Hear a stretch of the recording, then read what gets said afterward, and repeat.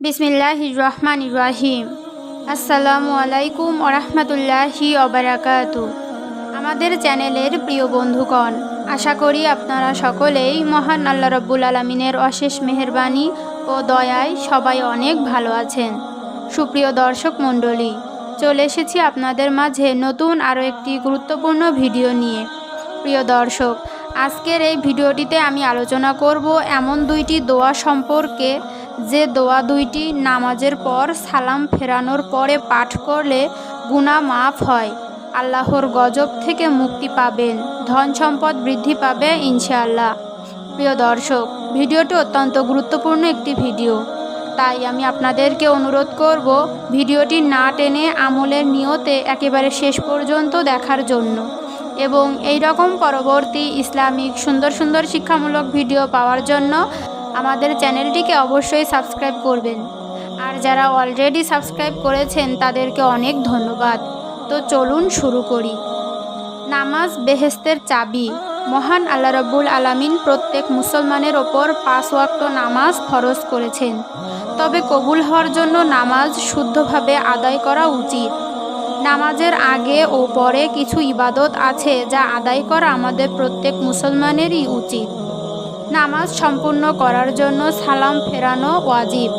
সালাম ফেরানোর মাধ্যমে নামাজ শেষ করা হয়। জামাতে নামাজের সময় ইমাম সাহেবের ডানে বামে সালাম ফেরানোর পর মুত্তাদি সালাম ফেরাবেন। এটা সালাম ফেরানোর নিয়ম। সালাম ফেরানোর পর অনেক দোয়া রয়েছে যেগুলো পড়া সুন্নত।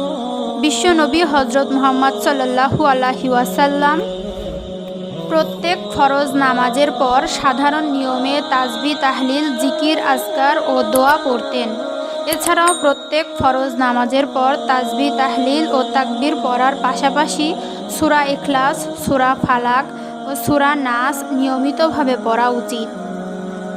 হজরত আয়েশা রাদিয়াল্লাহু তাআলা আনহু থেকে বর্ণিত, তিনি বলেন, নবী করিম সাল্লাল্লাহু আলাইহি ওয়াসাল্লাম নামাজের সালাম ফেরানোর পর যে দোয়া পড়তেন তার মধ্যে একটি হলো আস্তাগফিরুল্লাহ, আস্তাগফিরুল্লাহ, আস্তাগফিরুল্লাহ, আল্লাহুম্মা আনতাস সালামু ওয়া মিনকাস সালামু তাবারাকতা ওয়া ইয়া জাল জালালি ওয়াল ইকরাম।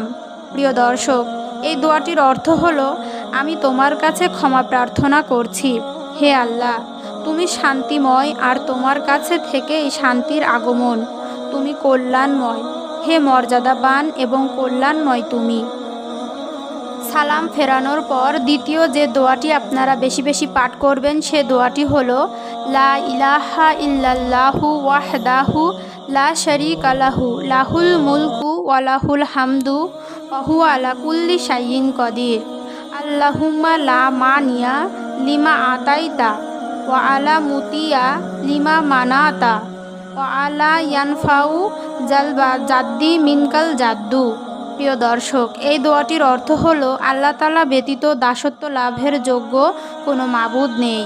তিনি এক, তার কোনো শরিক নেই। রাজত্ব তারই এবং প্রশংসা মাত্রই তার। তিনি সকল কিছুর ওপর ক্ষমতাবান। হে আল্লাহ তাআলা, তুমি যা প্রদান করো তা বাধা দেওয়ার কেউ নেই, আর তুমি যা দিবে না তা দেওয়ার মতো আর কেউ নেই। তোমার গজব থেকে কোনো বিত্তশালী ও পদমর্যাদার অধিকারীকে তার ধন সম্পদ বা পদমর্যাদা রক্ষা করতে পারে না। সুতরাং প্রত্যেক মুমিন মুসলমানের উচিত প্রত্যেক ফরজ নামাজের পর মাসনুন দোয়াগুলো বেশি বেশি পড়া, হাদিসের অনুসরণ ও অনুকরণে আমল বাড়ানো, আর তাতেই মিলবে দুনিয়ার সফলতা ও পরকালের চূড়ান্ত মুক্তি। মহান আল্লাহ রব্বুল আলামিন আমাদের হাদিস অনুযায়ী আমল, জিকির, আজগার করার তৌফিক দান করুক। আমিন সুম্মা আমিন।